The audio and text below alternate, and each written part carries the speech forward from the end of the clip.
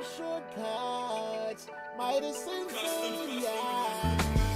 No shortcuts. I'm here to give you motivation and a little bit of inspiration. No shortcuts. Me and the boss ain't easy. Every day somebody needs me. It's no shortcuts. I wake up, stretch, say a prayer, coffee and then some fresh air. Time to get it poppin'. I got a fresh 24. Hopefully I'm blessed with plenty more. Meanwhile, I'm thankful for the fire on the inside burning. I keep earning as the world keeps turning. The thing about life is you never stop learning. Hoping everybody Maxwell, Vernon. You make a plan, then you stick to it. Even in tough times, get through it. So get to it. And make sure your family's straight. We going worldwide, you understanding me, mate? Providing a platform where like minds can meet. Closed mouths don't get fed, want everybody to eat. On Facebook, Instagram, YouTube, and Twitch. Tuesdays at noon, let's all get rich. It's no shortcuts. Tell a friend to tell a friend about the No Shortcut Show.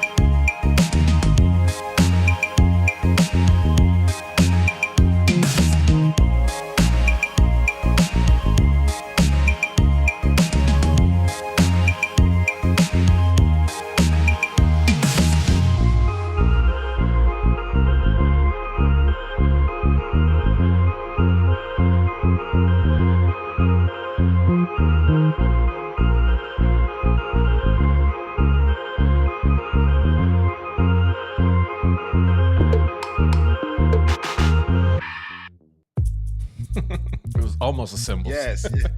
Almost a symbol crash. Let the beat drop. Yeah. Greetings and salutations, ladies and gentlemen. Today is Tuesday. Of course, you know that. It's a beautiful day outside, too. I think we're on the cusp of some spring weather. It's still a little chilly, but yeah, we almost to the you know, the flowers blooming and the pollen being everywhere here down south. But having to wash your car every week. You don't want that yellow tint on there. But you know, today is March 4th, ladies and gentlemen, and welcome to another edition of your favorite and the hottest internet sensation out there currently, No Shortcuts with Midas and Fame. We want to welcome you all as you guys are coming on in. Feel free to drop us a comment. Make sure you hit the like on our YouTube page. Brian Park, DJB, former guest of our platform, member of our community, joining us today. Same goes for Mr. James F. Masters and Masters Media. Come on in, guys. Brian says it is he the was lunch number hour. one in the chat and in everybody's heart. Park Place Entertainment. What's up, brother? Yeah, brother? Park Place. I just want to go back, take me back to Park Place, you know. Yes. But yeah, that could be found. That could be found on all of your DSPs. Midas, take me back to Park Place. Yeah, you know. But yeah, we're glad to be here, man. We're glad to be here. It's been a week since we last reconvened. and we trust and pray that everybody had a great week, the rest of last week going Yes, on sir. into this week. And we're glad to be here with you guys, lovely people in the community, and thank you all so much for all you do to support, help us build this platform. Shout out to YouTube, shout out to Spotify, Pew, shout pew, out to pew. Twitch. Pew, pew, Yeah, pew. yeah. And shout out to Apple Podcasts. And last week, we did hit those 10,000 views on Yeah. Oh. YouTube. So kudos. Yeah. Yeah. So kudos Yeah. to everyone out there who has watched the video, who has shared the video, even if it's just a short. All of those things matter in the numbers as we accumulate them. So we thank you guys so much. DJ Famous, what's What's good, up, brother? man? And talking about the community, shout out to Anita Morris, man. We were talking about her last week on the show and Yeah. about the social Uh-huh. media engagement, all that. Well, she sparked, the conversation that we ended up having last Yes. week, and she couldn't watch it live, but she did hit me up afterwards. I think it was Tuesday night that she watched the replay Okay. and that she appreciated, That's awesome. the tips that we had talked about during that broadcast. So she was able to catch it, and she's gonna, take some of those things with her, into her business. Yes. So that was cool to hear. Shout out to Yeah, her. and that's what we're here for, ladies and gentlemen. Yeah. Like I always say, we're the faces of the platform, and often we may not have all of the answers, but we will do our due diligence in between shows. If there's concerns with your business, or if you guys need help with anything, let us know. And as we did in her case, we actually had a whole show that was dedicated toward strategizing on your social media platform. So big shout outs to her and Simply Sweet Ice Cream Catering out there in Tennessee. We might have to rename What did the Tennessee? show. We might have to rename the show Midas and Fame Finds Out. We can have a segment. But while we're in Tennessee, I had a joke book when I was a kid, and I'm gonna ask you the joke out of the joke book. Okay. So the joke simply says, "What did Tennessee?" What did Tennessee? I don't know. Yeah. The same thing that Arkansas.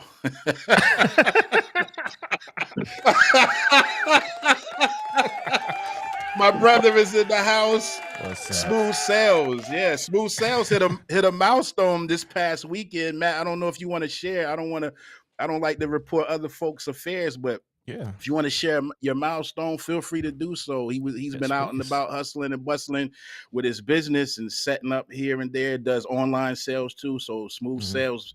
If you want to share with us, share with us your accomplishment you did this please week. do that. Please do that. And like Brian said, let's remember Miss Angie Stone passed away this past week. Oh, man. yeah. That was man. So many tragic artists. incident, man.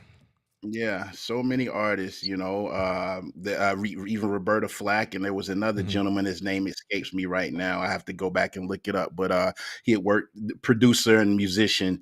I'll look it up while we're going through the show, and I'll make sure to mention him directly too. But thoughts and prayers to the families of those who lost loved ones. And it just seems like as far as the entertainment industry is concerned, especially music, we're losing a lot of legends.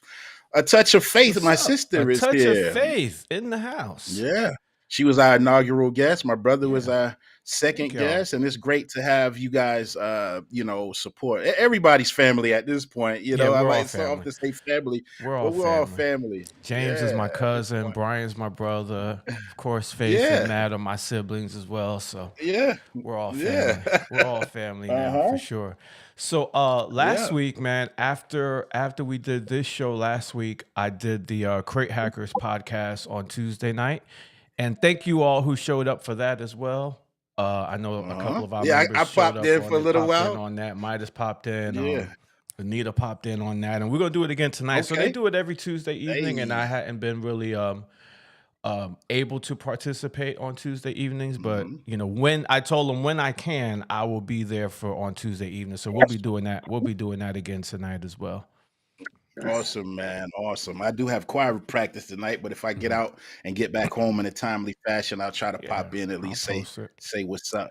I had to move my choir practice to Tuesday because you and I got work to do on Thursday. Oh, yeah, that's right. That's right. Yeah. Matt said no specifics because, IRS is listening, but Smooth Sales had a record-breaking day At the flea market. Yes, yes. Congratulations, Yeah. man. Yeah, he Congratulations. said, yeah. So not only does he do online sales, but he go out where he lives, set his table up, man, with his products and Mhm. merchandise and everything like that. And we all were able, as a family, we're able to congregate Sunday afternoon to celebrate my sister's birthday, which was in February. But we had some Hey. things going on, and we had to wait on a weekend, a Sunday, where everybody could get together Hmm. and celebrate. So we had a Sure. good time also seeing the fam on Sunday afternoon. So That yeah, was we've been awesome, chilling, man. man. Good deal. Been chilling. Been Good deal, chilling. man. So Hmm. we have a guest today. We do. We Yeah. do. And before we proceed, I just want to Mhm. shout out real quick to all of the staff over at CCB Bistro and Vine Oh last week. yeah. We our Shout out Mellow to Groove Shanali. duo was there. Yeah, they and their staff, well-oiled machines. Sonali wasn't there. Mm. Mindy wasn't there. The ladies up front held it down. The people in the back, and they so Sonali, Mindy, if y'all seeing this, your staff ran. They held it down without you guys. So Yeah. raises for everyone. Yeah. Absolutely. Me too. Absolutely. Yeah, man. Yeah. That's what's up, man. So yeah, go ahead with it. Okay, What's the so ladies intro? and gentlemen, we do have a special guest today. And before I start reading some of these accomplishments, I want to say a lot of you guys know before Famous and I started this platform, I was a part of a platform during COVID that was called That's My Story. And so that was in 2020, that ran about a year. Then we went into syndication. This gentleman had a hand in getting us in syndication with UNCTV49.com. I had the pleasure of meeting this gentleman also virtually initially because he had the chairman of the board on his platform, the show about stuff. He actually has come to a show. He's come to the Hall of Fame Awards, and we're going to pop that picture up and all of that later. But so it's a pleasure to have him here. Now, just to let you know a little bit about this gentleman, and I'm going to try to keep this brief. We have a show to do. But so he has a new play coming out, or it may be out, but it's a new play. When the break happened in Orangeburg County, which he's the author of, he serves as chairman, president of New England Broadband Incorporated, co-founder, president, CEO of nonprofit Soulful Heart, memorializing George Floyd. He brings over 50 years in corporate and entrepreneurial leadership experiences. He produces, writes, directs, hosts his own podcast, which is the show about stuff. He has also served as chairman of the board of directors in Katy, New York. I'm just browsing. He can get into details. Chairman of the board of directors at Coppin State University Hey. Development, chairman, CEO of Davka Corp, U.S. military contracting wholesale food distribution company, founder, Wow. CEO, president of the African American Leadership Summit. He has hosted Illuminations, which is a television and radio show Hmm. in New York. In Hey. case you haven't figured out, he's in New York, by the way. Yeah. And he's also Hello, been a Brooklyn. columnist. Yeah, columnist for many newspapers, including the NY Amsterdam News, member of organizing for the 30th anniversary of the 1963 March on Washington, 1994, chairman of the Phelps Stokes Annual Dinner at the United Nations, and one of the organizers of the Million Man March on Yes. October 10th, 1995, in Washington, D.C. Last but not least, Yeah. he attended CUNY's Baruch College and the Household Finance Corps 3-year internal management program. Ladies and gentlemen at home, if you're at work, whatever your capacity, if you're in the car, hey, Mom, how you doing? I love you. Thank you for being here. Ladies Yeah. and gentlemen, make some noise for Mr. Stephen Davis for joining us today. Hey. Thank you. Thank you. Hey, Stephen, I Thank got you. out of breath, man. I got out of breath reading over that. Well, that only proves that I'm old. Oh Yeah, man. or legendary, man. Like I was telling you before we came on, I knew certain things about you due to our interactions, which have mainly been virtual. We had a chance to, well, I can't say that because we met in person twice and had a chance to really talk. But reading over your resume and of course having you here today, and this is one of the things I like about doing this show. We get to do a deeper dive on acquaintances that we already have. So I'm excited to learn about your 50 years of entrepreneurial experience. And we thank you so much for joining us today. Well, I first want to say that I'm looking forward to July 12th Oh, you coming because back that's down when this way? that's when you are in Houston, and we've already arranged another dinner. Oh my goodness. Are we okay? Oh, let me. So before we proceed, I got to tell the folks about this dinner. So I can't remember the exact year, Stephen. I want to say it was 2022. You and Selwyn came down to the show in Yeah, Fayetteville. it was. I'm trying to think of whether it was before the pandemic, because now I judge everything by BF I wanted, before. I want to say it was after the pandemic because at that time, like I said, you helped us get That's My Story in syndication with UNC Okay. TV 49, and so we were doing the show when we couldn't play. Then we got back out performing and everything, and you and Selwyn Jones, which is the uncle of George Floyd, rest in peace, came to a show, and your family and all of that, and you guys invited us over to eat after the show, and it was the biggest unexpected soul food spread I saw in a long time. Wait So, till July 12th, but all right, so I'm particularly gonna because it's fast. my birthday. Oh, Okay, so yes. I need to fast that whole week, is what you're saying. Man, and we thank you so much for that hospitality. Then, man, I mean, we felt like we were members of the family as well. We all one big family at the end of the day, so we certainly appreciate it, and we looking forward to celebrating your birthday with us, Thank you. celebrating your birthday with you. Well, the second thing I wanted to say, just opening up, is if I had closed my eyes, I might have thought I was talking to Walt Frazier, because you Oh, is that said right? hustle. You said hustle and bustle, Yeah. and Yeah. I don't even know what I said. Walt Frazier always says swooping and hooping. Okay, Yep. yeah, man. Hey, I take that as a compliment. Yeah, Thank you man. so Clyde is much. nice with the words. I try to be. I try to be. Well, For Stephen, sure. let's get into your story a little bit. I know you're in Brooklyn, New York. Is that where you were born and raised? No, I was born in a little island called Manhattan. Hey, what's up? Okay. Yeah. Yeah. But my father was military, so that we moved around a lot of different places. And what I wanted to say is, initially starting off, is that I have um, I have sort of links to both of you all in terms of Travis, are you still in LaGrange, North Carolina?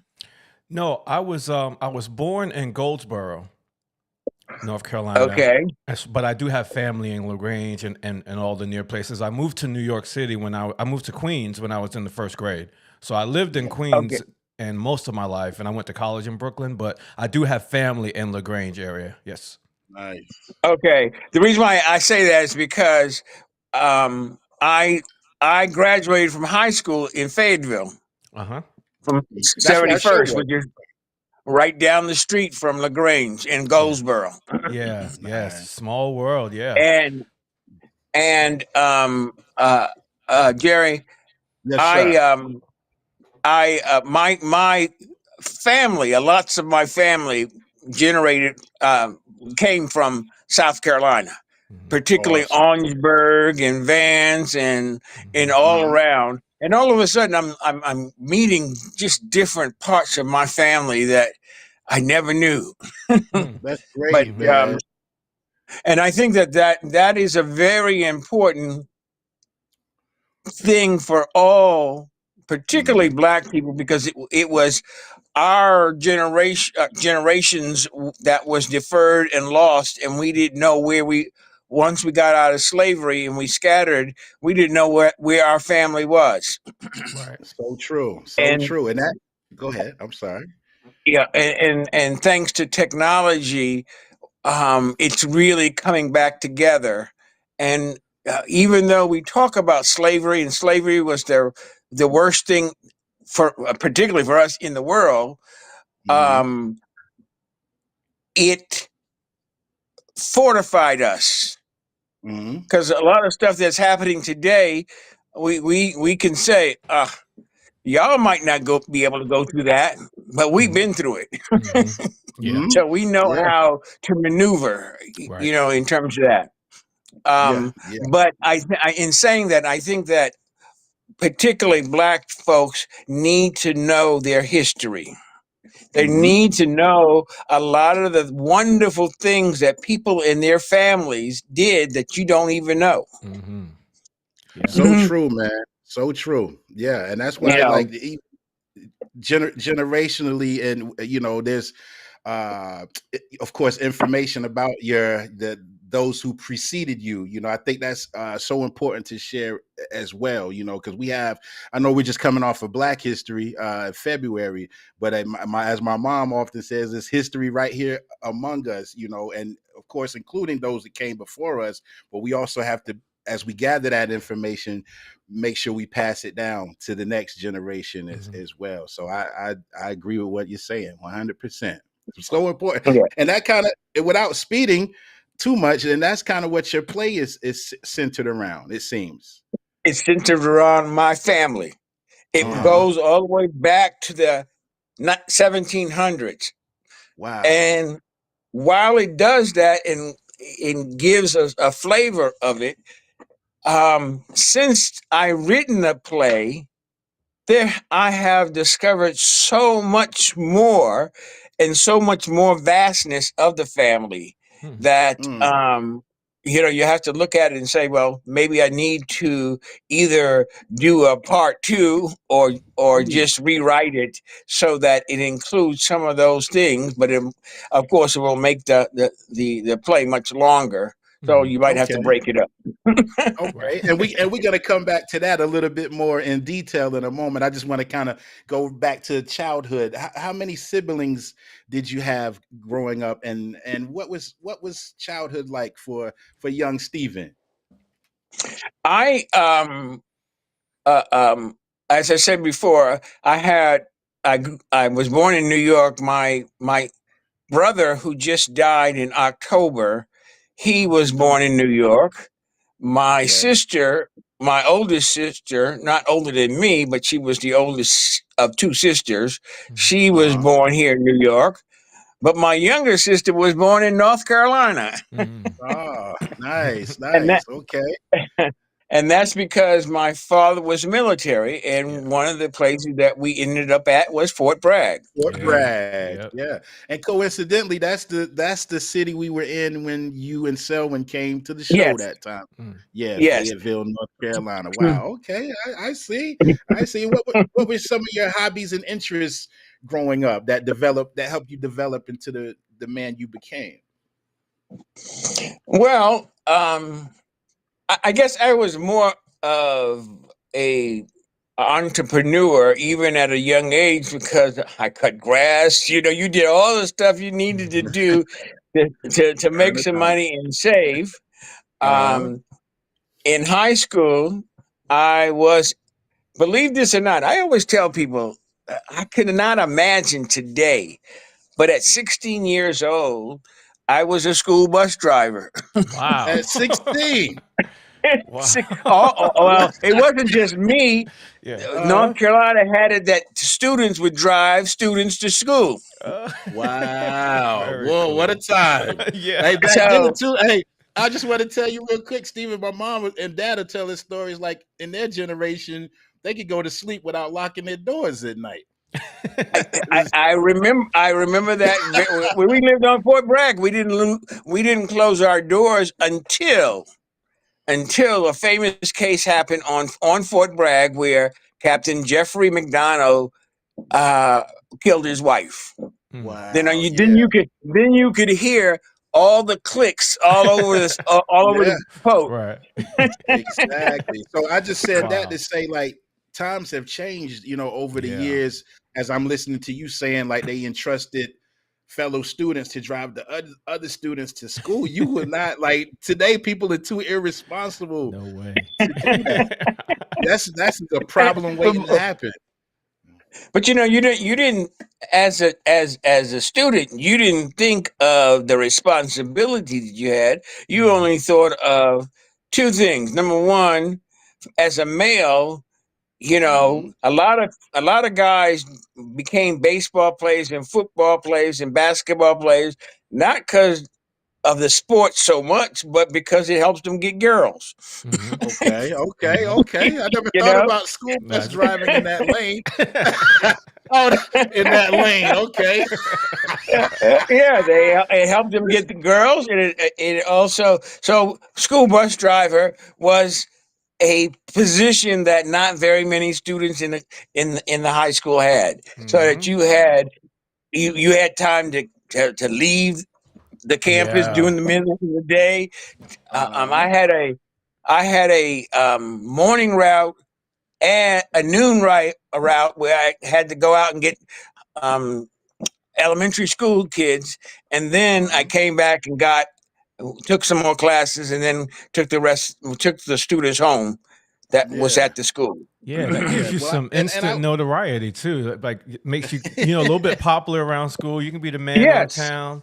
The girls can come on the bus, say, "Hey, can you get me home first, please?" Or "Can you come get me first?" I see that. I see the long game. You see what you're doing there. But so I would assume you have to be like at least like an honor roll student, certain kind of prerequisites, right, for them to entrust you into handling that. You had to have a license. Step 1, get a license. Step 2, let your parents agree to it, and we're in. Yeah, wow, that's amazing, man. So and we made $1 an hour. Wow. And what year is this, Stephen, if I may ask? This was about 66, 67. Okay. Wow. Okay, man. Yeah. Good. So times certainly have changed. I mean, but not even that long ago. That wasn't really that long ago. Yeah, There's been such a drastic change in that department. I mean, I was born in 77, so 10 years before I was born, this was, students was driving the school bus. I love it. I love it. That's amazing. But change comes quickly sometimes. Sometimes it comes slow, but when it does happen, it goes from not being to being. That's so true. So obviously you had the entrepreneurial spirit, like you said, you would cut grass. You started out also driving the school bus when you were in school. What other things that were kind of entrepreneurial spirited were you into along the way, even like in your college years, perhaps? One of the things that I did do that helped me tremendously later on is I began working for this gentleman, this black gentleman in Fayetteville, who owned a TV shop, and at that time I was delivering, but I always looked at him because he owned the shop. Yeah. And I learned very early from that, if I wanted to be a delivery person all the time, then I would only just deliver. I would not seek any type of advancement and look at other things. So within the shop itself, I went from being a delivery person to finally I would handle all the outside repairs, fixing televisions, radios, hi-fi, but it gave me the opportunity to see how business is run. That was an insightful thing, because one of the things that you go through and you understand is that there are a lot of entrepreneurs that when you meet them or you see them, they are worried, they have looks of worries and everything over. It's because they're trying to make sure that they have payroll for that Friday.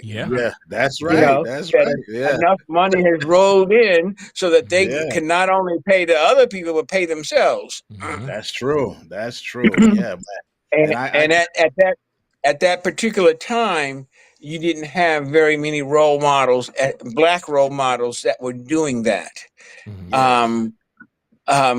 We went from farms to factories and hotels and being maids and butlers, and that didn't require the necessity, the skill set that being an entrepreneur is. Mm-hmm. And I Very always say that entrepreneurs, not everybody is cut out to be an entrepreneur, and there's nothing wrong with not being cut out to be an entrepreneur. What you got to do is know whether it fits your being, what you want to do.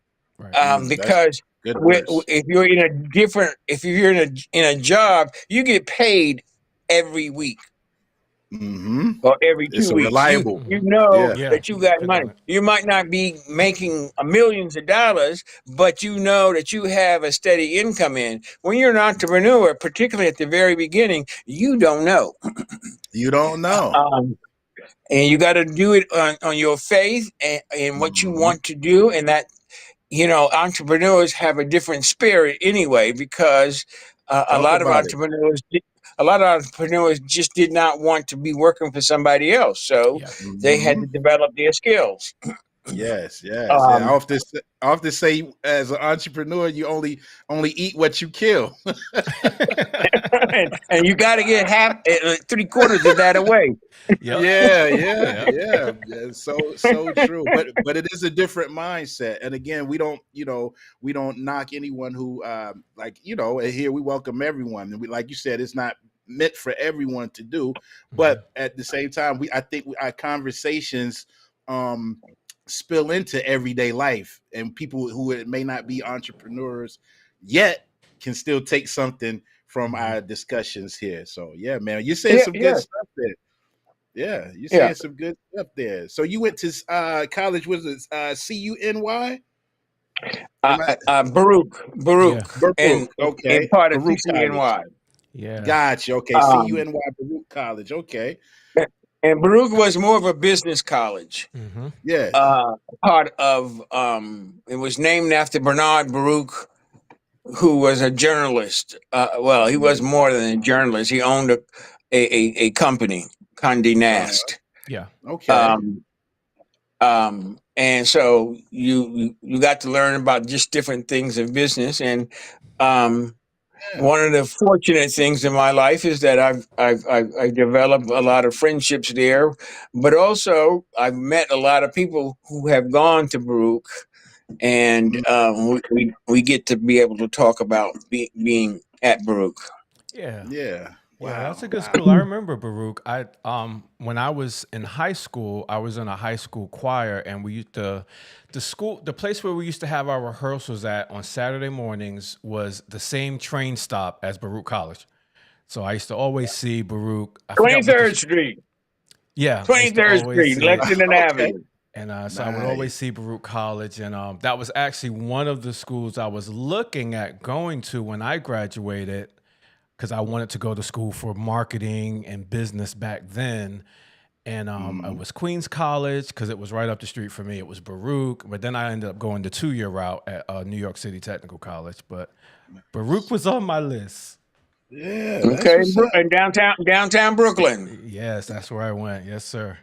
Man, so Stephen, I guess so you also did the household finance core 3-year internal management program. It seems like you already knew the direction you were headed in upon entering your schooling.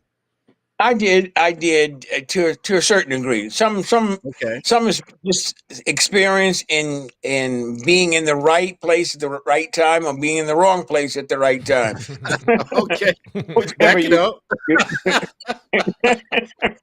Nice, I got to take that. But that was the other thing that I was going to say to Travis that we have in common is that I noticed that you used to work at Citibank.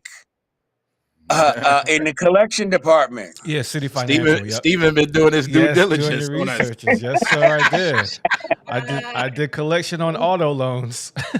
Nice. I eventually, with Household, it was a lot of different offices spread all over the country, but each office was self-contained. Yeah. And when you became a manager of an office. You paid the rent. You didn't pay the salaries because the salaries came from Chicago, but you were in charge of the bank account. You were in charge of lending monies, but you also was in charge of getting it back. Yeah. Yes. Lord have mercy. Those can be so some when phone I started calls, off I'm with, sure. when I started off at Household, you had to learn in order to become a manager, and that was part of the 3-year management program.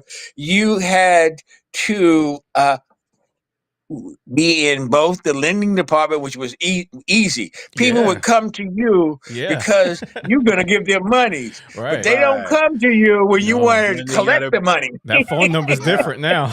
They changed numbers on you. Yeah. Hey, that's happened to me in real life. Yeah. Do you know what we used to have to do? I used to manage for my first job in jewelry business with Friedman's Jewelers in Charlotte. And we used to have to do collections as well because Friedman's would give out, financing. You want to buy some jewelry, and they had their own in-house financing. But it was also, like you said, it also meant in-house collections too. So we'd have to be sitting back there trying to get people to pay their jewelry loans. And they were people that we had to go to their house and try to collect in person or repossess their jewelry. Hello. Yeah. I remember when one of the guys went out to collect some monies. He was collecting it from a police officer who hadn't paid. Yeah. The police officer kicked him down the stairs. Oh wow! Wow! What do you do after that? He got up and came back to the office, and the main office for the region called the customer up and sent him his paid legal papers. His loan was paid. Yeah. Wow. We're good. Let's call it even. That's woo. Yeah. Well, that's drastic times call for drastic measures, I guess. Yeah, man. Sure. Wow. So yeah, that's a lot of experience. So so after college, what did you find yourself getting into? Or let me ask you this: did the where you were I forget exactly the title. I'm going to find it with the United Nations situation and things like that. That was after college, I suppose. Oh, that was way after college. Okay, well, tell us about where you pivoted to after you got out of college on your entrepreneurial journey. When I actually remained with Household, became a manager, and then I left Household Finance, and I started an advertising agency, which was, I don't know whether I can say this on the air. Okay. Well, this is a safe space. I mean, It's up to you, though. We don't want to do any arm twisting. But in order to do that, you really have to have some balls on you. Because all of a sudden you're going from a steady paycheck to, I don't know if I'm going to get any monies out of this. Yeah, kind of commission based. Excuse me. Was it kind of commission based as far as the ads and things like that, or what? Oh yes, 15% commission. Okay, 15% commission plus production monies that you are able to get out of it.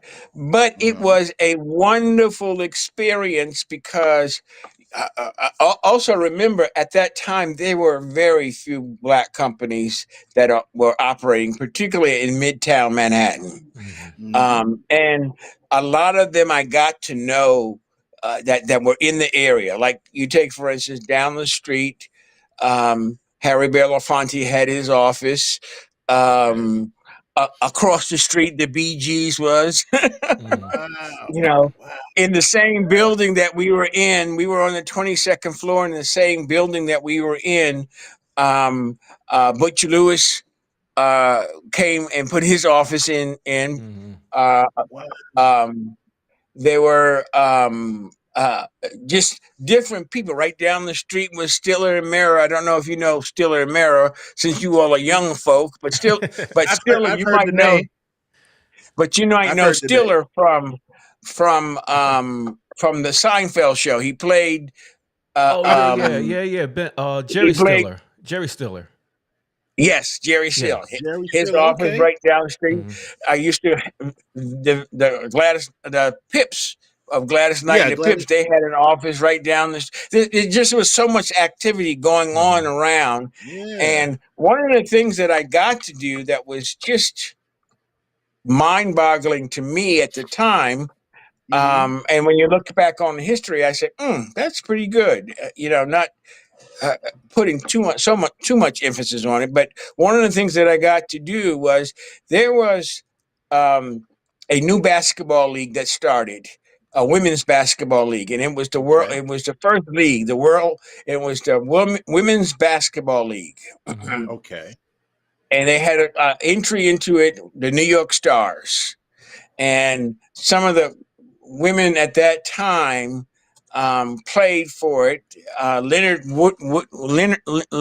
Woodard played Oh, for it, okay. and I remember that name. she went to Kansas. She also was uh, she before she came, she played with or after she left because she went and played with the Harlem Globetrotters. Oh, okay. She was Okay. the first Wow. woman to play for the Harlem Yeah, Globetrotters. that might be Well, where I know her name from, being the first yeah, female that played. Okay. yeah, Wow. she would play. But the New York Stars eventually they played their games before Knick games at Madison Square Garden, or they had the smaller Felt Forum that was right next to Madison Square Garden when they didn't Okay. play before the Knick games. But initially, I got to do the advertising for them.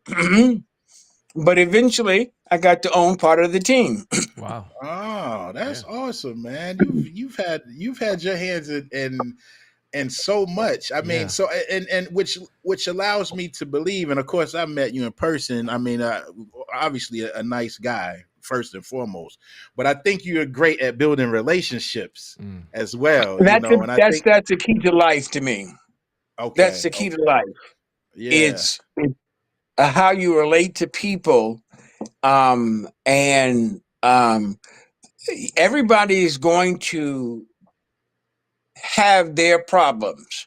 Nobody goes through life carefree with That's no right. problem, because That's even with that, you're going to either get sick and you're going to die at some point. So, and death is the worst thing that can happen to anybody. At least from this side of the stage that we look at. On the other side, it might be the best thing. Right. Good point. Yeah. But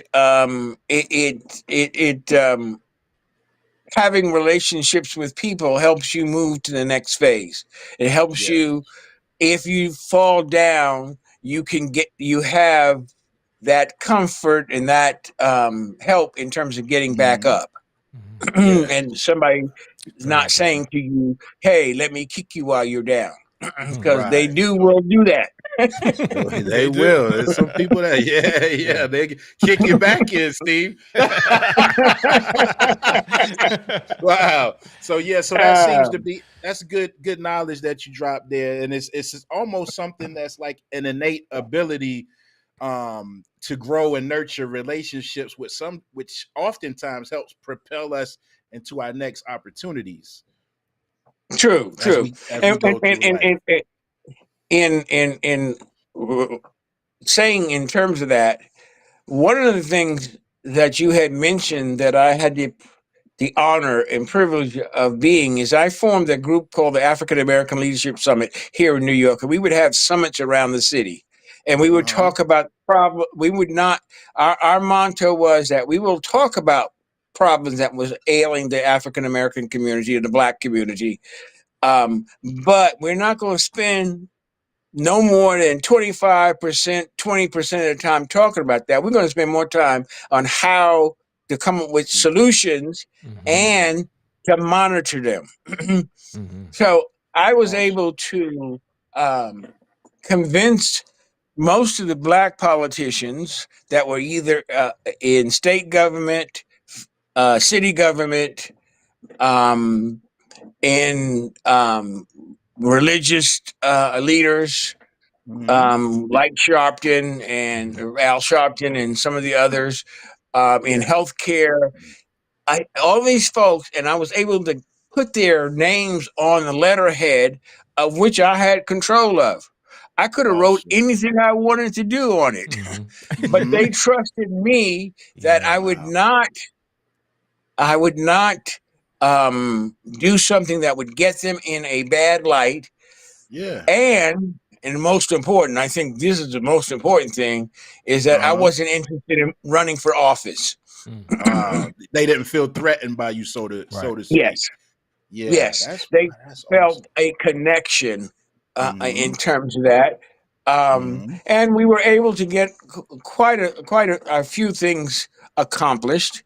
Not Mm-hmm. as much as maybe we would have wanted, and then it Yeah. came time to move on to something else. Mm-hmm. Yes, yes. But that's still awesome that you had the mindset to put something together like that, because too many times, people just prefer to sit back and complain instead of searching for a solution. And that's the Yeah. only way to actively get results. So I applaud you and salute you for that, man. That's awesome. That's Thank you, awesome. thank So you. yeah, yeah. How much time we got, famous? We get on time because we got a few more 7, things to about cover. 8 minutes, 8, 9 minutes. Yeah. Okay, 8, 9. Yeah. So tell us a little bit before we get into your show. Just give me a little bit of insight about your position with the United Nations, as well as being a part of organizing the Million Man March in 1995. Well, that came about as part of, you sort of get involved with different things when you have a group like the African American Leadership Summit. So, Um, um, one year, Ambassador Wilbert Lamel, who was the head of the Phelps Stokes Fund at that time, asked me to be the chair of an annual dinner that they have at the United mhm. Nations. So it Yeah. was a really Wow. wonderful event. It was sold out. We had a wonderful time overlooking the East River from the United Nice. Nations, and it was Yeah. great in Yeah. terms of doing that. Yeah. At the same time, we got in the Million Man March was conceived by Minister Farrakhan, Uh-huh. and they had organizing committees in certain cities, and so in New York they had an organizing committee of which I was part of that organizing committee and went to meetings back Awesome. and forth in terms of doing that. As a matter of fact, Yeah. doing the Million Man March, I initially was on the stage, Oh, but really? Okay. everybody wanted to talk. Imagine that. Yeah. And all we So have is I one mic. slowly Yeah, went yeah. downstairs and got into the audience. Okay, okay. Well, that's still a wonderful to have, because that's legendary, man, and that's wonderful to have that. Like I said, your resume is extensive. So yeah, that's awesome. Now, tell us about your show on YouTube, the show about Yes. stuff, and how did you start I it? love that name, by the way. I started the show about stuff as I think I was telling you all before that it Mm-hmm. was during the pandemic, and it was Mm-hmm. the idea came to me that we needed to have something that was an archival show. I wasn't Mm-hmm. worried about how many people were watching the show. I was Mm-hmm. worried about the content in terms of letting people have an archive of people who have existed at this time that was very important to our communities that did Yes. not necessarily get the recognition.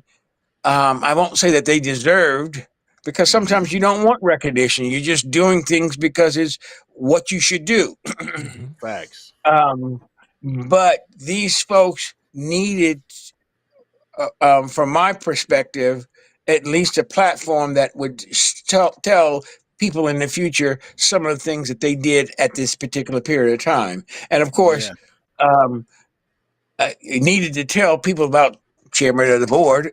Yeah. We had the pleasure to be. You got that clip famous, so we got a little clip from 2021 when you had the chairman of the board on your show.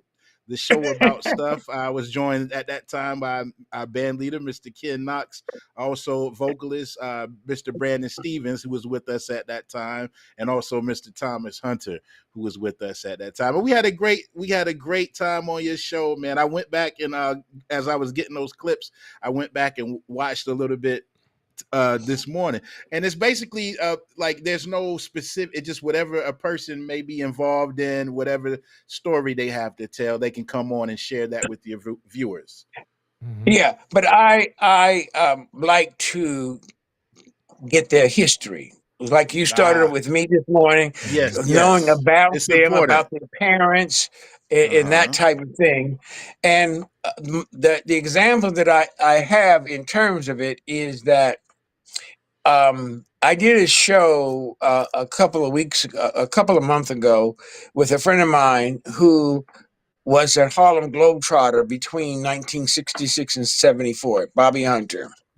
And we're talking on the broadcast. This is wasn't rehearsed or anything else, and didn't know that he was going to say.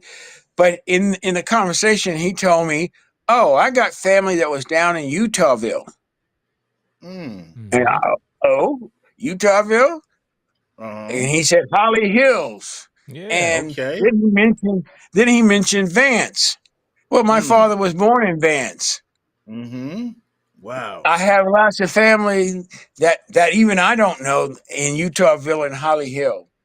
As a result of that, I have discovered cousins that came from that era. And as a matter of fact, over this past weekend, a cousin that I never knew came down to New York because her son is a opera singer, and he was singing with the New York Philharmonic on Friday. And I arranged a lunch on Saturday with her and another cousin who lives in Brooklyn, and come to find out that not only is her husband is a Bullock, which makes my cousin a Bullock. And they were related to Anna Mae Bullock. Oh, wow. It's a small world. It's a small world. That's all right, man. And you had no idea of any of this as you were chatting on your show. It was later. I guess you started. Wow, that's amazing. Yeah, you all do know who Anna Mae Bullock is. Absolutely. Okay. Absolutely. Well, I want to tell your audience audience who Anna Mae Bullock is. They know Eat the Cake. They know Eat the Cake anime. Tina Turner. At least they know that line. Yes.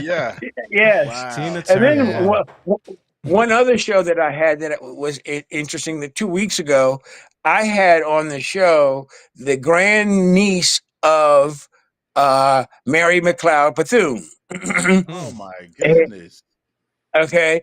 Now, as it turns out, and I knew this, but we said this over the phone, over the broadcast, and I've come to find out. Well, my grandmother's sister, her husband's father or grandfather was the brother of Mary McLeod Bethune.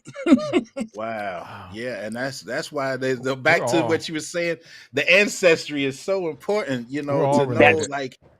Yeah, wow, that's amazing. A couple more things I want to get to in there before we close out.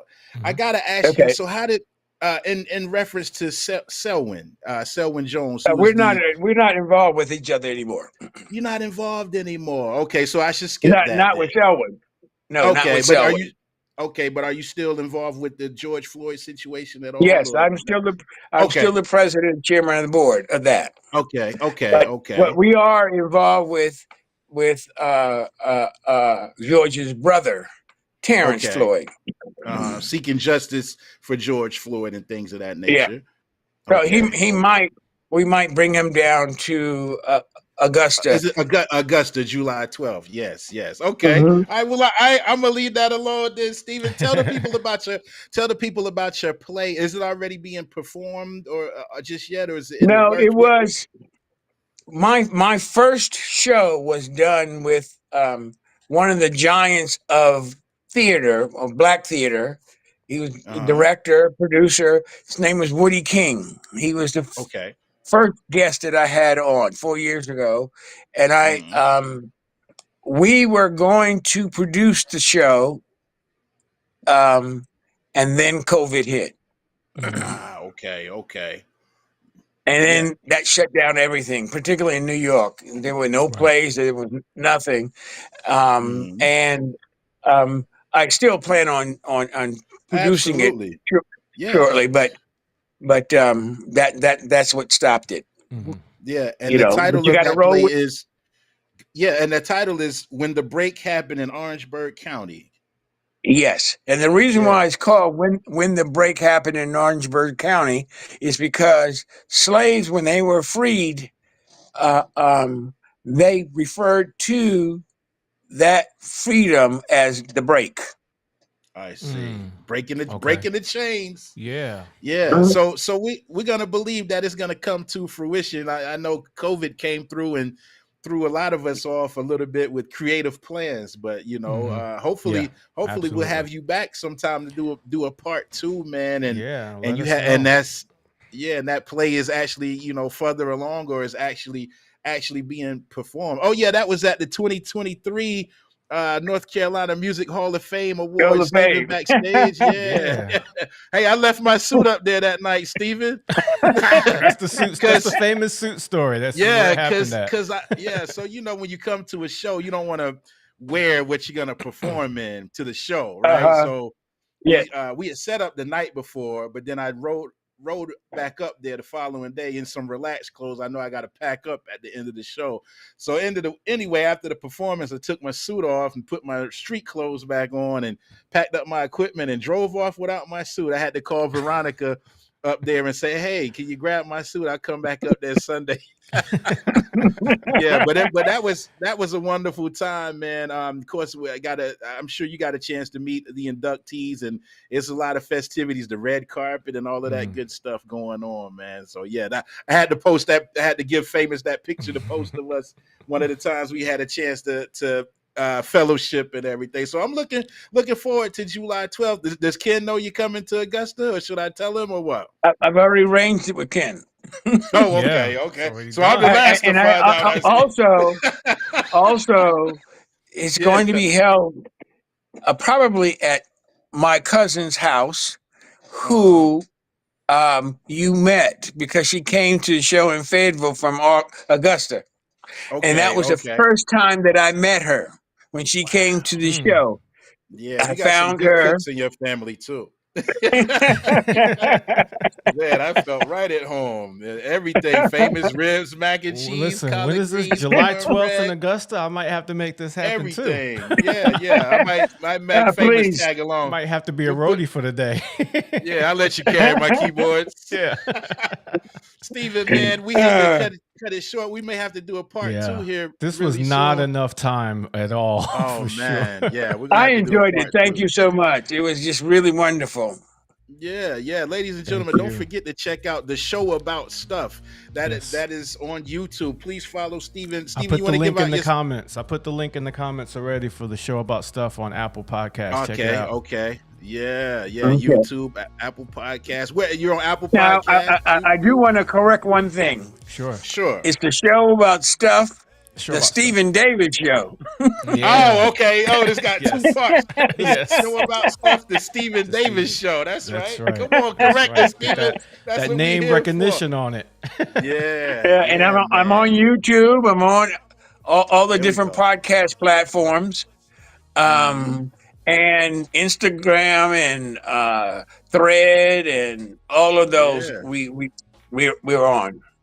I am I'm hitting the subscribe on YouTube right now, and I want everybody to do the same.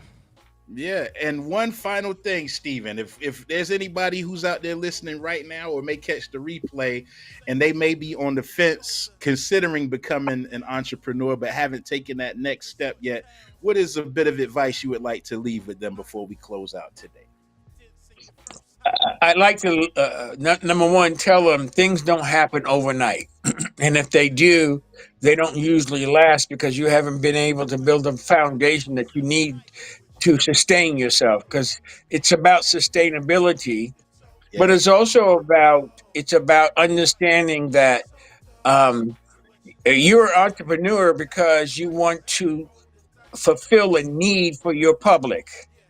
And when that need goes away, then it's time to find something else to do. You don't stop being an entrepreneur. You just change Pivot. what you need to do to be able to continue to sustain yourself. But it's a wonderful life if you make it. If you make it a wonderful life, things are going to happen bad along the way because that's the way it always happens. Builds character. Builds character. And most people fail a number of times before they hit the right thing. Yes. Sometimes when you succeed initially, you don't have a foundation or knowledge of how to sustain it. Wow. I like that. Yeah. Say no more. Golden advice right here for sure. Golden. Yes. Yeah. Give you a little DJ air horn on that one. Yeah, man. So, Mr. Stephen Davis, everyone. Yeah, thank you once again, ladies and gentlemen, for joining us today. YouTube, Spotify, Apple, Twitch, wherever you found No Shortcuts with Midas and Fame. Don't forget to go and subscribe to the show about stuff, the Stephen Davis Show as well.